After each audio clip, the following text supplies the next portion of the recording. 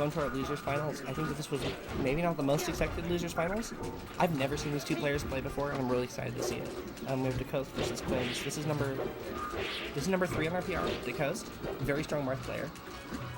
He's taken sets over literally everyone in the state except for Fat Goku, which really no one has. He's taking games though. He's getting closer than a lot. And then we have Qwins, who is frequently ranked middle part of our PR. Somewhere between, it's about 6, 7, maybe 8. But he's currently unranked, just due a little low attendance last season. Everybody still knows, hey, Qwins is a very strong player in our region. He was forced to do this event. Everybody recognizes it. He's one of the top players of Eugene, right behind God with a Whimper. Oh yeah, don't forget, I'm not the one who runs bracket, unfortunately. I'll try to have them get on that, though. Thank you for letting me know. I know, watching bracket live is fun.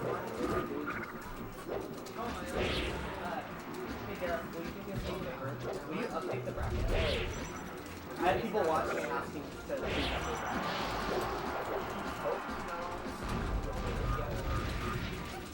It's easy to get to that last part of the tournament where everybody just is, they know how it goes.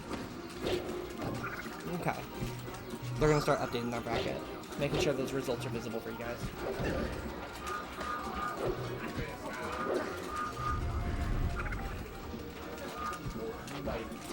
I know this one's a little lopsided for the chat, but I know everyone here is rooting for David. Qwins has been having a day, though. You have to appreciate his perseverance today, having that crazy long Game 5 set versus Aura, and then having another, not long set, but another crazy tense set versus Shrek's Whisper, and he was able to clutch it out, getting that upset for the first time over Shrek's Whisper.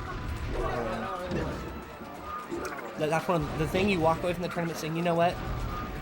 Glad with my performance. You got an upset. You got a performance that wasn't just as expected. It's at least a little above, right? One more placement's one more placement. That one win shows that you're improving at the matchup, you're learning about it. Decoste looks pretty comfortable in this matchup, though. I would think that he might have some of the similar issues that he struggling with Peach might be the wrong way to put it, right? But the same things that he would get punished for from Peach, which I would frequently say are, number one, having struggling time with projectiles. It's pretty difficult. You would think that he might still have the same problem with Samus. There's at least a chance, right? It's a different projectiles. But he seems to be handling that really, really well. He does a good job at holding his space and still being threatening, like while he's in the corner. He's using his dash dance really well. And he's baiting out options and punishing really efficiently, too. See, where he's gonna get caught is that when he gets cornered and he resorts to those really defensive options, like fully committing the shield. Things like that.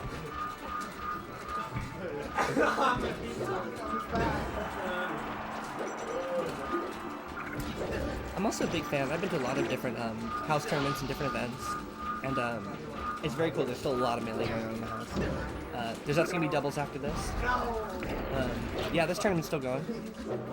This is a full-on house tournament. Everyone's hanging out. It's a really good time. People are drinking, hanging out. But I appreciate that while it's a fun environment, people are hanging out and drinking, it's still like, there's some real melee, some very tense melee. And I like real and tense melee. I was literally just thinking, between these sets, I was like, wow, I really love AS, where people are motivated and care, and all that's on the line is pure competition right now.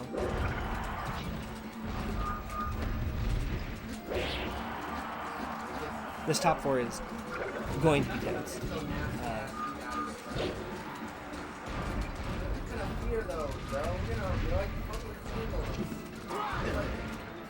He finds that poke there and it's just going to close out for free. Qwins, this tiny little lead, but like this is the kind of lead that when you see during doubles, you go, it's not like really a lead.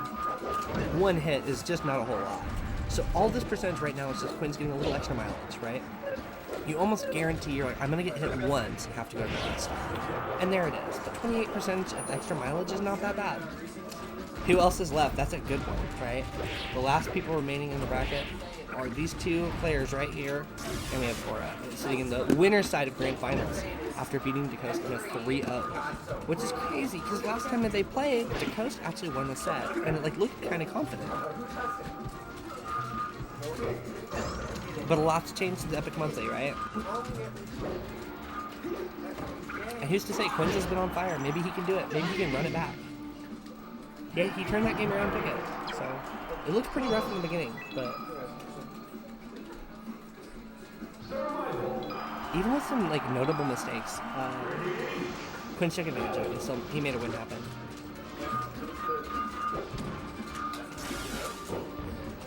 What was the first bracket? Was this the, they ran a whole bunch of events, so I don't really know. There was like an ultimate bracket beforehand. I don't know exactly though. Doubles is going to be after it. I think it's going to be, there's like no buy-in for doubles. It's just really lax.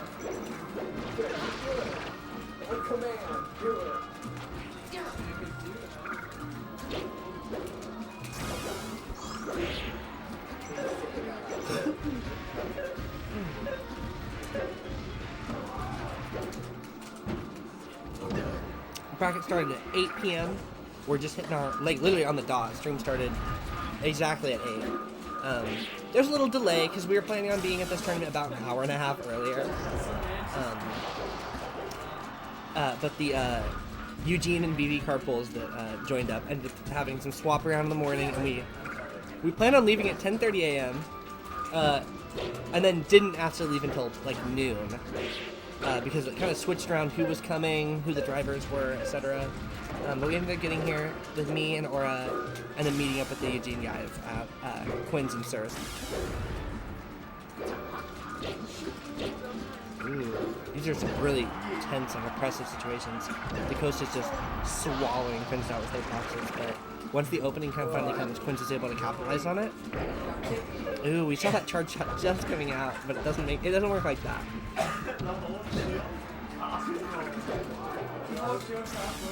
Ooh, that grab just barely connects. Great back replacement from Qwins. Somehow doing so much with this stock.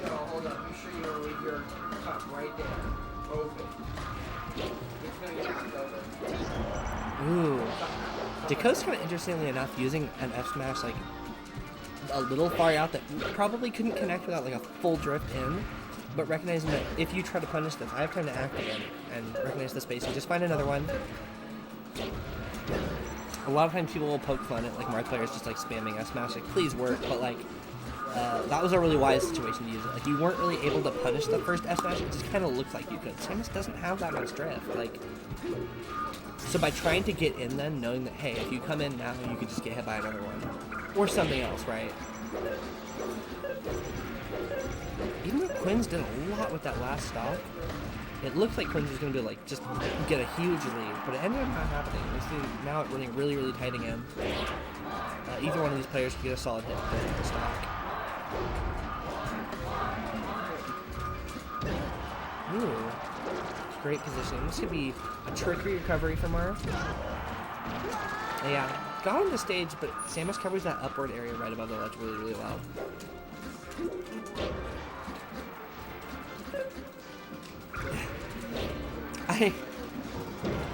Every time I see Twin Dom post about anything melee related, it's like, I get it and I shouldn't get it. I hate it. The tall brain versus the wide brain. And I know exactly what you're talking about. By the way, unrelated, but shout-outs to old school organ player, Keith Reptar, Peach player. Oh, that's not how you want to see game 2 go. Oh, that's so sad.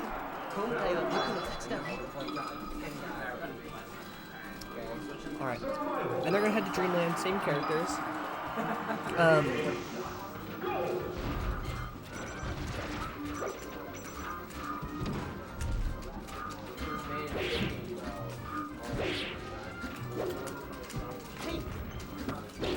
Can everyone acknowledge that I made a logo for this tournament on the way here, which features the top 4 seeds, then the next 2 mains of characters who I thought would be the next placements, which were, I didn't know for Nephilim to get Falco or Fox, but I thought for diversity I put Falco, and then I put Fox for KVD. And I put Puff for me who's running the event. I called every one of them right. Not in the right order. No, neither are the stockheads. I put SO on the top and the Travelers on the bottom. But called it all. Woo me.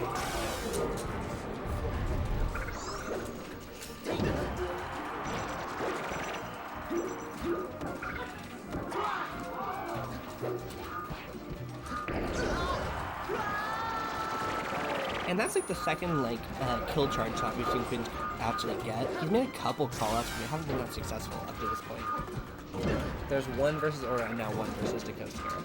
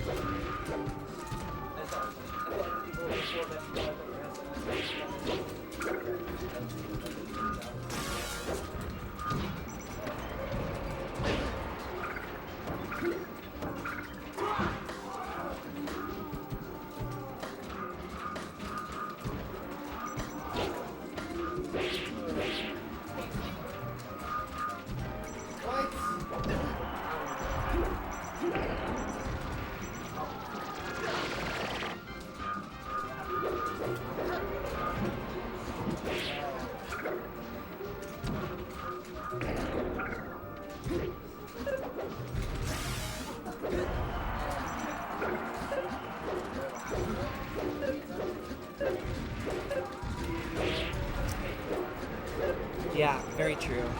It is kind of hard to cover those tether edge guards from Samus's Marth.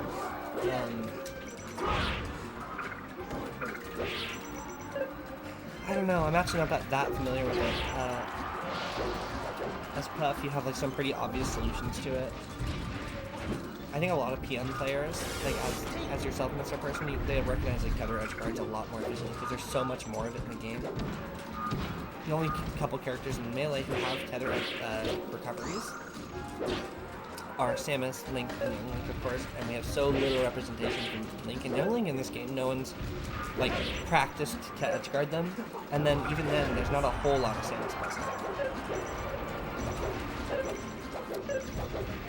Decoste is building quite a bit of momentum from the stock. He's like at a pretty high percentage, but like 106 for Samus is still totally killable. We'll close it though. Qwins goes up for game 3. 2 wins for total.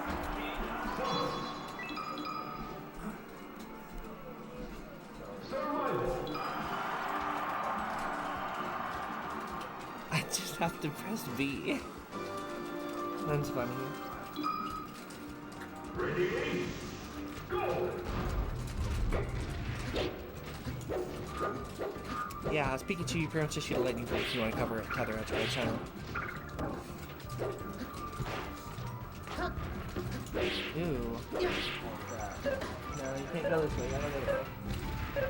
These are all friendly. You can cross them. No. Respect.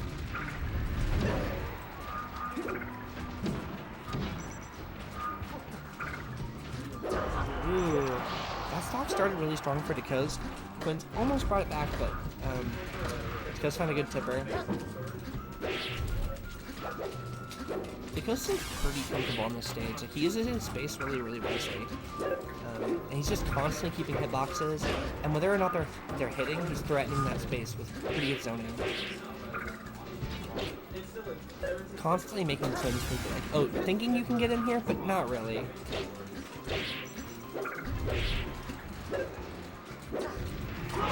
Ooh. Not quite enough to kill, but still good setup. Going really low for that one. The downer didn't quite connect. I think that's one of the things where you see Decoste went for it, kind of reading the edge guard, but was off on the timing a little bit.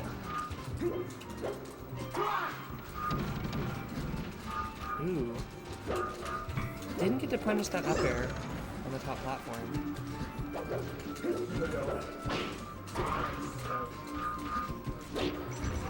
Qwins is trying to make the stock count for a little more, even though he's already at 140%, right?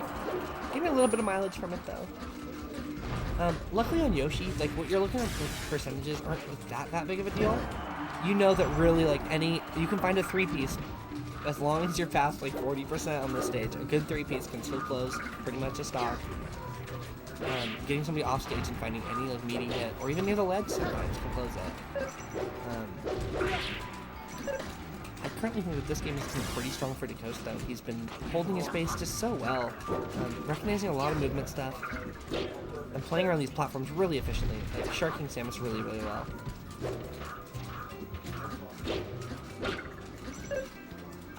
To be fair though, I remember game 1 thinking the same thing. I thought, you know what, Decoste started really, really strong, and then Qwins ended up being able to close it out with like some early kills, like some strong movement reads and recognitions.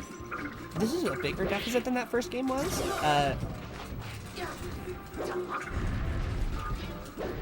Ooh. But it's still doable. Like a 3-stock comeback always seems really daunting, but it is doable.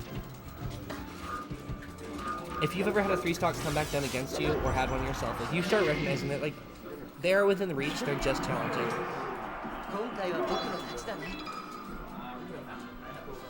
Alright, and we see another game 5. Qwins can't get a break today. Every important set goes to game 5. Gotta put it down to right down to the wire. If Qwins is unfortunate enough, we're gonna see another last stock clutch game, and we're gonna have to see how it goes out. Decoste, statistically, like the favorite. I don't think Qwins has any wins over Decoste. Really, I don't want to say ever, right? I don't know their head-to-head of all time, but I don't think that there is one, and it at least hasn't been anything recent.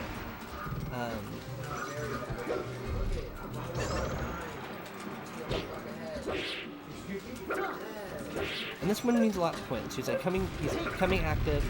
He's trying to make a good showing for the next season. Wants to prove that he's better than that number 6, 7, or 8 spot. That he's clutched before for a state PR. He wants to have some wins that look good. And him walking away with a Shrek win, that looks pretty good.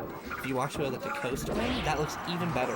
If he clutches out a set versus Aura, if he gets the chance again, even better. And they pretty much just trade their first stocks right off the bat. The whole first minute of the game was like, erase 1 minute, erase 1 stock each. Let's keep going. This is Ultimate now, right? Do they play with a 6-minute timer or a 7-minute timer? That would have been very funny. Coming back, I don't mean like he never left, right? He wants to play a little bit more. He wants a good showing. Unfortunately, this third stock was not a good showing. He straight up, pretty much 30 seconds of straight pressure from Decoste. Decoste didn't get a single hit, not even a counter hit with a CC situation or anything. Let's see if Qwins comes back with a rebuttal to that strong punish game. He's had it shown. But he looks like he's kind of getting cornered. He's getting put in a lot of pressure by Decoste. Maybe he's able to turn there, maybe he's not. What's scary when you're behind against Marth, and especially the way Decoste kind of plays, is now that he has this like lead, he's gonna play a little bit more with these like red tippers, right? He goes, if I can take your stock early at 91% with just like thinking about a good tipper, I'll take the risk a little bit more than I maybe would have when I was behind.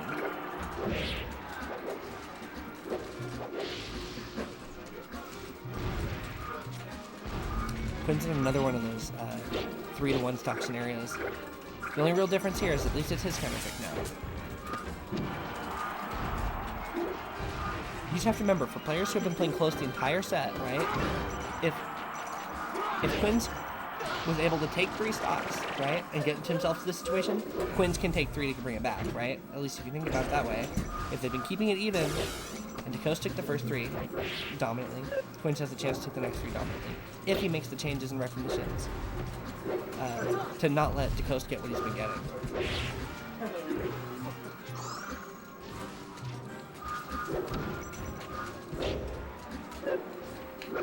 Ooh, that Tipper's probably going to close it. Making Decoste win 3-2. A very clutch set. But he's not going to get any sort of break. He's going to be immediately going up against Aura. The dominant force. Powerful opponent. Aura has dominated pretty much any tournament he's attended what doesn't feature that Goku.